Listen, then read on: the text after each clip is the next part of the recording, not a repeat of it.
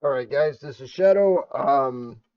Welcome to my video. I am about to be I'm just going to be calculating the shortest path to the Great Circle. So what is the Great Circle? So I just took an edible, so I'm just going to do this video.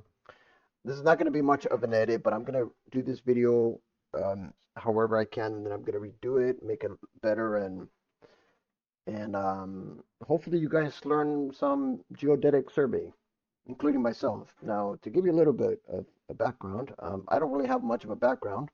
I'm not a genius or anything of that sort. I just have some common sense. I understand applied mathematics more than probably anybody else at this point, and um, and I'm just going to share it to you guys. All this math is something I worked out. I talked to the AI about this, so I have pretty well communication with the AI about this kind of topic, especially about geodetic. So, anyways, so what is the Great Circle? Let's talk about the sphere.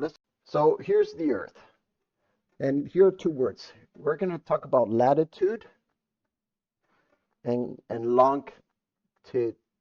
Oh my God. So I'm not going to review the math behind the North Star of latitude or anything like that, but generally it works out. Well, I guess maybe I sort of can. So if you have this shape, if you have this point on the Earth, and this is going to be the latitude angle. I'm just going to use my own notation for this. And you can kind of see how I drew this. This is at some point in the sphere. Um, the angle to Polaris will point straight up from the sky at the angle, at this angle that you're looking at. And if you were to work out the math, like let's say sitting this, you're looking at due north, you're looking at the North Star, you're looking at all the stars that are rotated, and the North Star is infinitely far away, so that's why I point this straight up.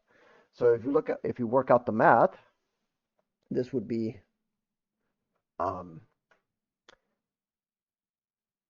and I'm doing that right now. So this would be theta, and this would be the same angle as this, as you can tell. And how am I going to do this? I kind of forgot, but let me draw the circle. Let me do this instead, just to make this easier. So this is going to be the angle. This is going to be theta. This is going to be theta. Um, this is going to be the perpendicular line. And since this is perpendicular, this is going to be some other angle. Um, so this and that is 90 degrees. And since this is perpendicular, this is going to be 90 degrees. So therefore, this is theta. So therefore, this angle is the same as that latitude angle if you were to measure it. Even though I didn't do that well. But so you can see that this is what a latitude is. And the latitude angle, I'm going to define it as negative pi over 2 to pi over 2. I'm not going to use degrees. I'm going to use radians for this kind of stuff. So it's basically negative 90 degrees to 90 degrees. So if you were to go under from the equator, that would be negative 90 degrees from pi over 2 to pi over 2. So this angle can vary. This angle can also vary. So if you go from this angle right here, let me kind of delete this a little bit so I can redraw this. So this angle,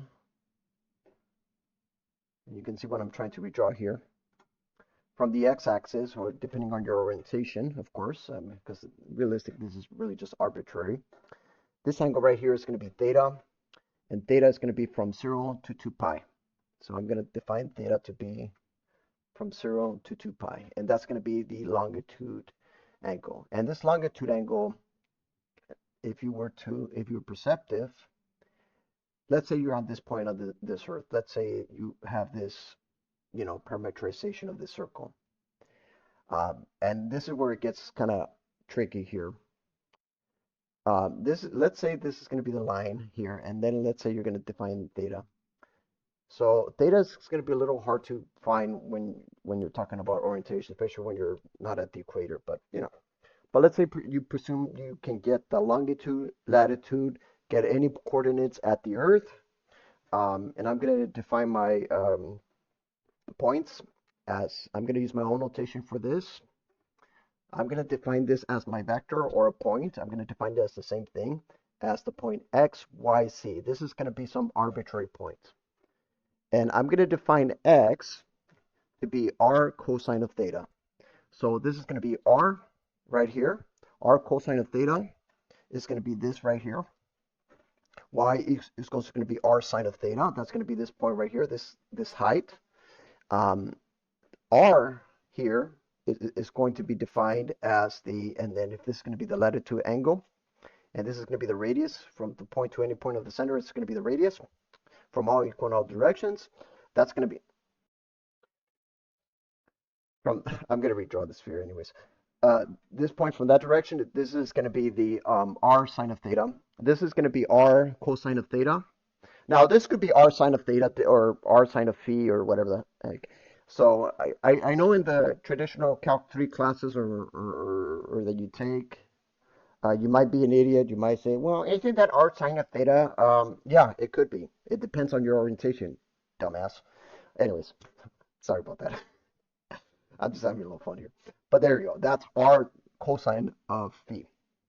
So, and the only reason I'm calling people dumbass is because if you're gonna be that if you're gonna ask that kind of question, which and I mean that respectfully, I mean calling you a dumbass, uh, understand that this is really depending on how you choose your coordinate system. You could choose it slanted and define the x, y, or point. So realistically, it doesn't matter. You want to get away with the Decimals 3D calculator because that is embedded Cartesian and spherical and polar or whatever you call it. But so realistically, you can define points however you want. But I'm just going to define this to be r cosine of theta, the adjacent part of the angle that's opposite. The hypotenuse is the radius, the adjacent is that little r. So that r is there. So if you replace this r with that r, this could be in terms. Now let's find the height. The height specifically, the c, is going to be r, the opposite sign of the angle, r sine of phi of the latitude. All right, let's redraw. All right, so already we have L in terms of x, y, z. And x are these, and y, z are these points right here. So, all right. So now we established that what we did is, depending on the latitude, which is that this right here, and let me write that down. So latitude is that angle, longitude is that angle theta. So depending on the latitude and the longitude, you can get any point in terms of x, y, z. This is still a Cartesian point. So now what I'm going to do is I am going to, oh my God, me scratch pad's a little hard to draw sometimes, but that's okay. Oh my God. Let me try this one last time. Good enough. I'm not going to go that precise anyways. It's not going to matter. So this is going to be the x-axis. This is going to be the z-axis.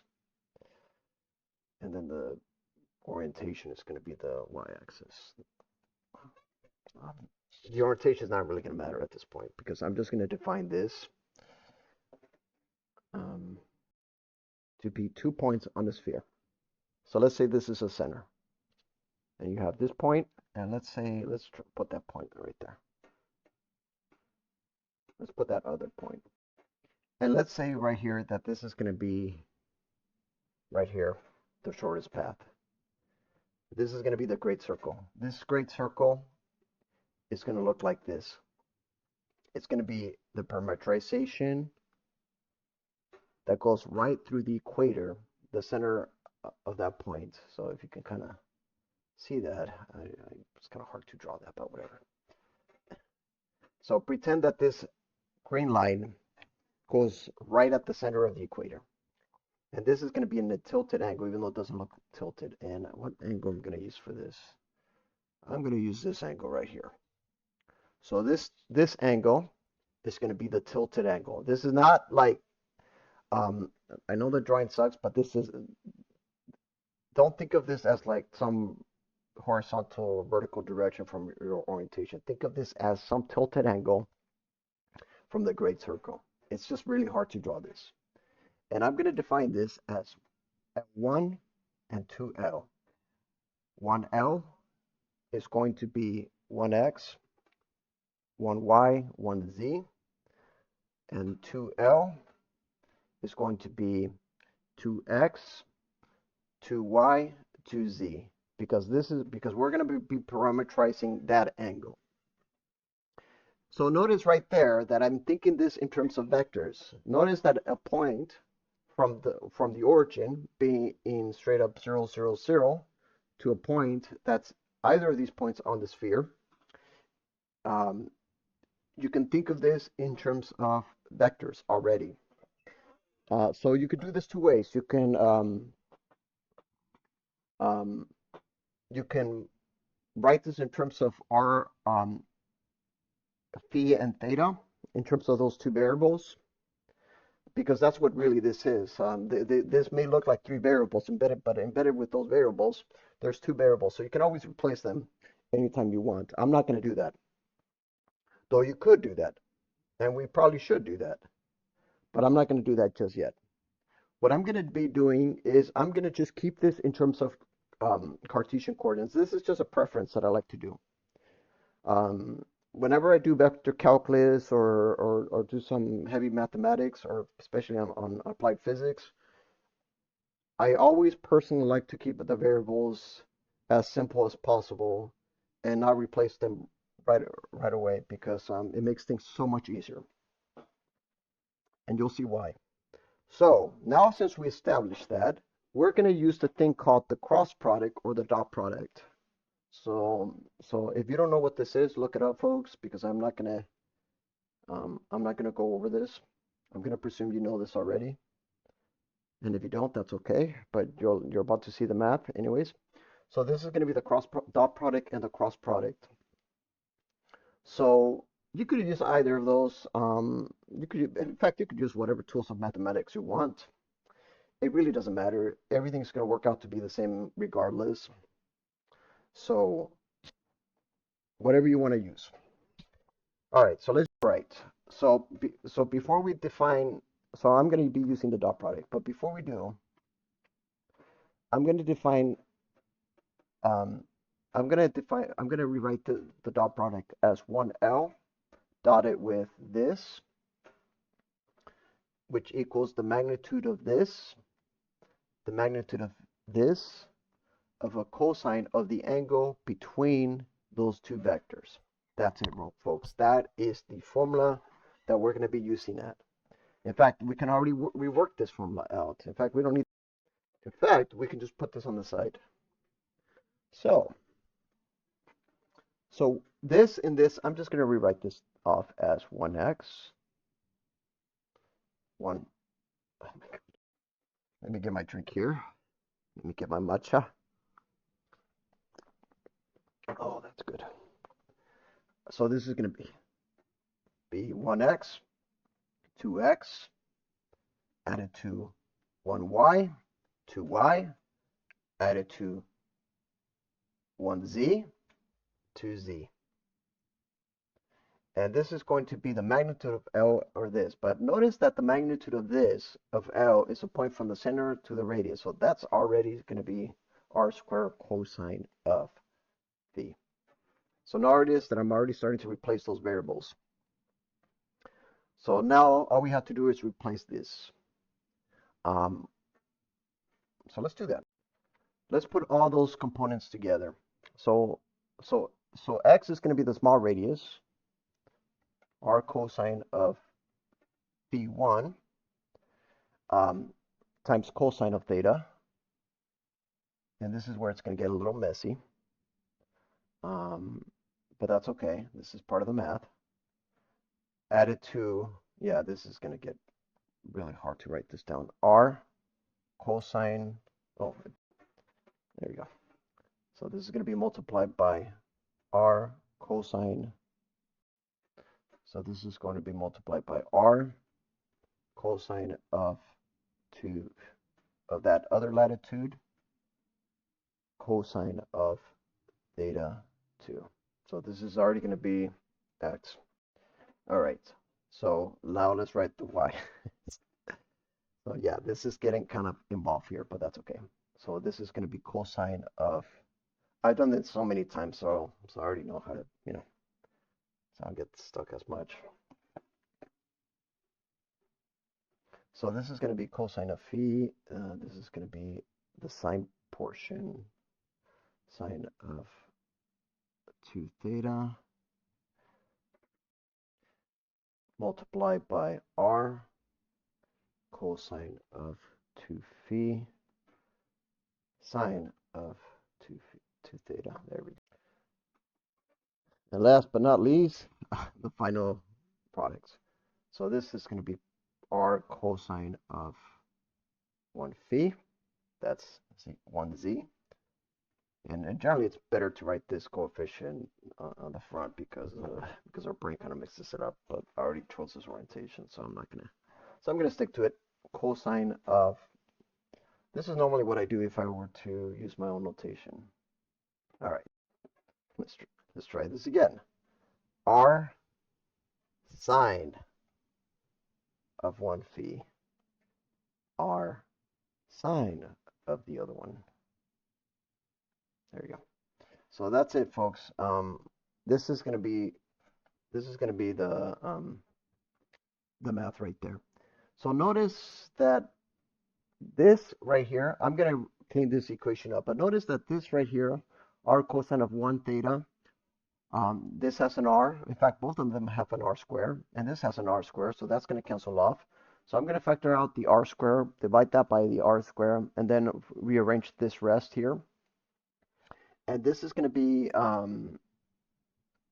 cos of 1 of, okay.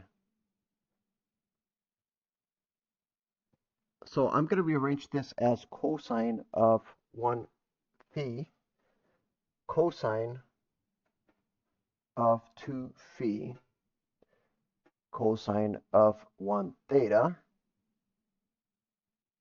cosine of 2 theta. And the reason why I put parentheses just now is because both of them has this component right here.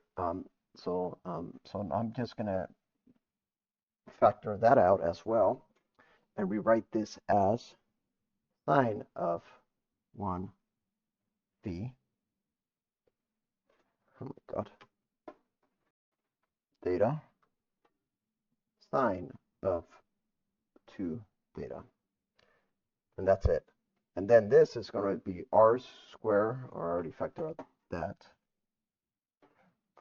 So this is going to be sine of 1 phi, sine of 2 phi.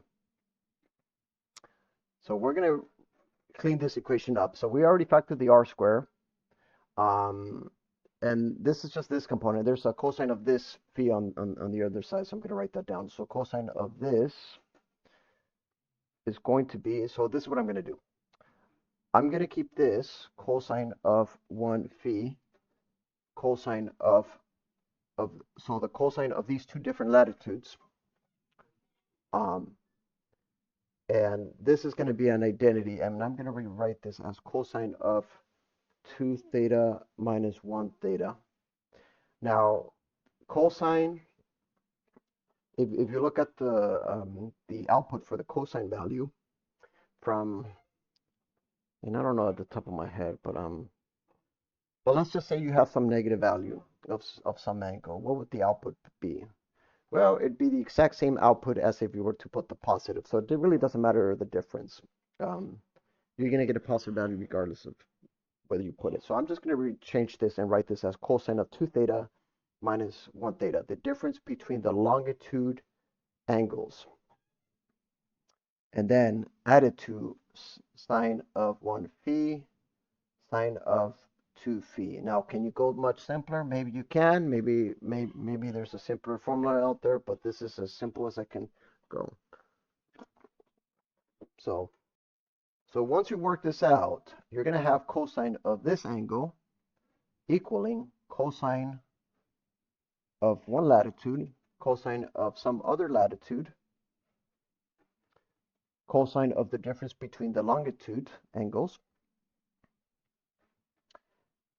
plus sine of one latitude, sine of the other latitude. Now, I want to keep this clear, folks. Nobody has taught me this.